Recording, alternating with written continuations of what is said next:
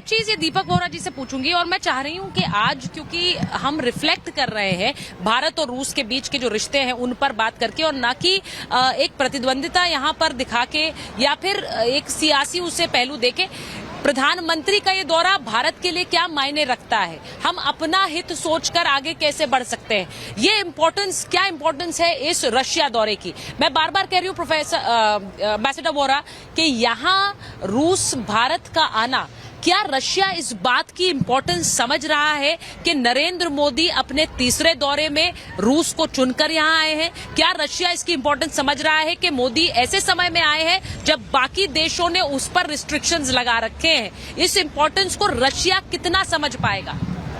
Ambassador Vora, ये आपने बहुत बहुत अहम प्रश्न पूछा है। अब मैं पॉलिटिकल डिस्कशन में नहीं पढ़ूंगा, वो इधर क्यों नहीं गए, उधर क्यों नहीं गए, रूस क्यों गए हैं। हाल ही में आपने वर्ल्ड बैंक के फिगर्स देखे होंगे कि जो प्रतिबंध लगाए हैं रूस पर, रूस की इकोनॉमी बूम कर रही है। अब वो अपर मिडिल इनकम से हायर इनकम इकोनॉमी बन गई है, तो कोई फायदा नहीं हुआ इन सैंक्शंस का। दूसरा, रूस को इस समय मित्र चाहिए। वो एक अंग्रेजी की कहावत है, stand up and be counted. Bharat खड़ा है उसके साथ कि आपने हमारे साथ कभी धोखा नहीं किया, हम आपके साथ कभी धोखा नहीं करेंगे, ये हमारी परंपरा नहीं है।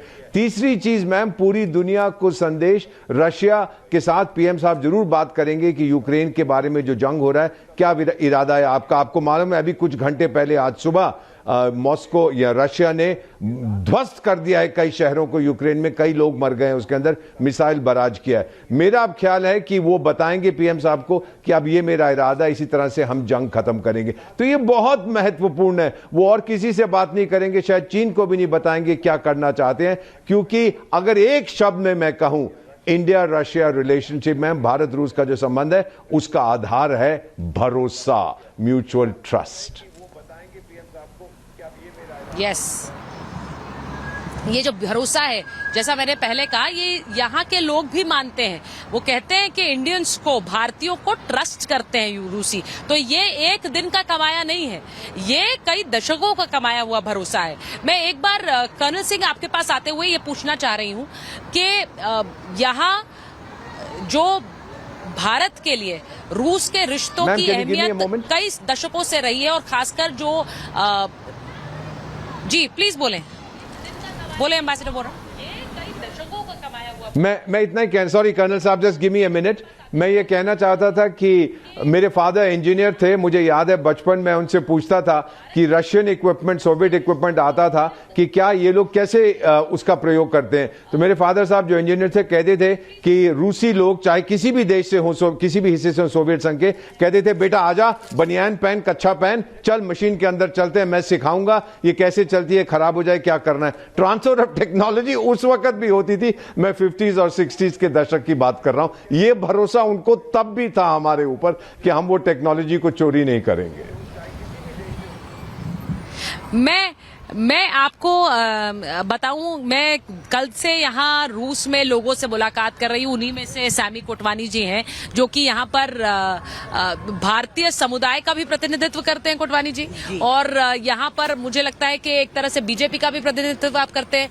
आपने एक बड़ी खूबसूरत सी कहानी बताई थी, तो मैं चाह रही हूँ कि महाभारत के दर्शक जो हैं उसे जरा सुने, जो आपने नरेंद्र मोदी और पुतिन के बारे में।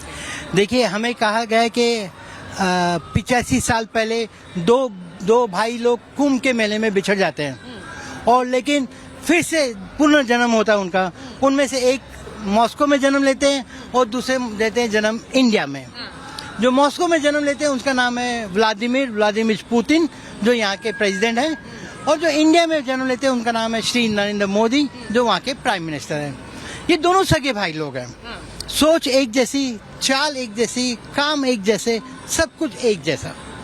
और इन्होंने एक और दिलचस्प बात कही थी, मैं अपने दर्शकों को बता दूं, और ये कर्नल सिंह आप जरा सुनिए। इन्होंने ये सुबह कहा मुझसे कि उसके पीछे एक सोच ये है कि पुतिन कहते हैं made in Russia, Narendra Modi कहते हैं मेड इन इंडिया, तो इसलिए सोच एक जैसी है। तो मुझे ये बताइए कर्नल सिंह आप कि ये क्या जो एक इंडिजिनियस अपने हथियार बनाने की सोच और एक ये साझेदारी वाली सोच, ये दोनों ही नेताओं की एक जैसी है, खासकर मिलिट्री इक्विपमेंट को लेकर? देखिए, सबसे बड़ी बात यह है कि पुतिन भी जानते हैं, रशिया भी जानता है, यूएस भी जानता है, पूरी दुनिया जानती है कि अगर आप अपनी ओन कंट्री में बैठकर मैन्युफैक्चरिंग जो करते हैं वो आपके लिए ही नहीं पूरी दुनिया के लिए सबसे अच्छी बात है। आपका अपना रिसर्च डेवलपमेंट होना चाहिए, आपकी अपनी मैन्युफैक्चरिंग होनी चाहिए। और स्पेशली ये केस इंडिया के लिए ज़्यादा एप्लीकेबल होता है क्योंकि you have a China, you have a Pakistan. सबसे बड़ी बात यह है, इसलिए आई एम श्योर रशिया ज़रूर समझता है कि जब इंडिया मेक इन इंडिया की बात करता है तो वो जायज़ बात है। अगर आज हम 2 आइटम रशिया से कम ले रहे हैं, इसका मतलब ये नहीं है कि हमने उनसे रिश्ते ख़राब करे हुए हैं। हमने उनके साथ रिश्ते और अच्छे करे हैं कि यस, आज हम आपसे वो टेक्नोलॉजी मांग रहे हैं, 5th जनरेशन एयरक्राफ्ट की टेक्नोलॉजी लेना चाह रहे हैं जो हम आपके साथ वापस शेयर करेंगे एज अ बिजनेस। अगर कल वो जहाज बिकता है, ब्रह्मोस उसका लिविंग एग्जांपल है। ये नहीं है कि सिर्फ हमें फायदा हो रहा है, उन्हें भी फायदा हो रहा है। अगर आज हम उनका ऑयल खरीद रहे हैं तो उनको भी उतना ही फायदा हो रहा है जितना मुझे हो रहा है। मुझे लगता है उन्हें शायद हमसे ज्यादा हो रहा है। और एक लास्ट कमेंट में जरूर देना चाहूंगा, किसी ने गलती से ये कह दिया कि वहां पर डायस्पोरा में गुजराती दिखे। सर प्लीज ये पॉलिटिक्स मत करिए। मेरा भारत जो है उसमें गुजरात इंटीग्रल पार्ट है।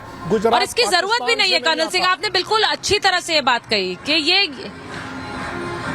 नहीं, और मुझे ऐसा लगता है कि इसकी जरूरत भी नहीं है क्योंकि जब भी प्रधानमंत्री किसी देश का होता है तो वो किसी राज्य से जुड़ा हुआ नहीं है, वो पूरे देश का है। और यहाँ पर भी जब लोग आते हैं तो मैं ये देख रही हूँ कि अलग अलग हिस्सों से आए हुए, आज सुबह पंजाब से आया हुआ एक परिवार मिला जो यहाँ छुट्टियों के लिए आया था और उन्होंने कहा कि we are very proud of the Indian prime minister, यहाँ वो आ रहे हैं और हमें अच्छा लग रहा है कि हम यहाँ मिलेंगे। तो इसमें कोई राज्यों में बंटकर देखने वाली बात नहीं है। मैं एक चीज और आपसे कोटवानी जी पूछूंगी, बस उसके बाद मैं स्टूडियो में मेरे साथ बहुत सारे मेहमान हैं उनके पास जाऊंगी। एक चीज बताइए, अभी एक नजर अमेरिका और चीन दोनों की है इस मुलाकात पर, तो यहाँ पर क्रेमलिन की तरफ से कहा गया that America is jealous of this friendship. इस पर आप क्या कहेंगे? नहीं सिर्फ अमेरिका नहीं, पूरी दुनिया जेलस है। ये जब देखिए आज जैसे मोदी जी निकले थे तो उसने क्लियरली कहा था कि मैं अपने दोस्त से मिलने जा रहा हूँ। सो इनकी दोस्ती तो बहुत अद्भुत है। और ये अकेले बैठ के क्या बात करते हैं वो भी सोचने की है। कौन सी लैंग्वेज में बात करते हैं वो भी सोचना पड़ेगा जब ये दोनों अकेले घूमते हैं। नो विदाउट ट्रांसलेशन हम बात करें जब वो ट्रांसलेटर के बिगड़ घूमते हैं। They have a very good chemistry. और दोनों लोग जो बोलते हैं और जो आप समझ रहे हो जो मैं सोच रहा हूँ उससे बहुत आगे कह रहे हैं। मोदी जी ने उसे प्यार से कहना, भाई दोस्त तो तू मेरा ही है, लेकिन मैंने काम तो अमेरिका से करना है क्योंकि मेरे पास रोज 10 लाख लोगों को काम देना है हर महीने। तो उसके लिए टेक्नोलॉजी तो मुझे यूरोप से लेनी पड़ेगी। तो पुतिन भाई बोले भाई ले लो, लेकिन मुझे भी पास कर देना।